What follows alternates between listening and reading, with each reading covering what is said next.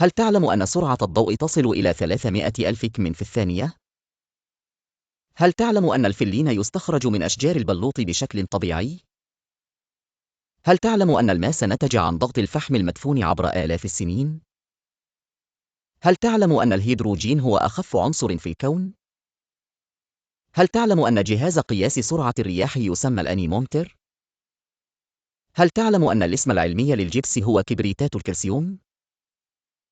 هل تعلم أن الاسم العلمي للطباشير هو كربونات الكالسيوم؟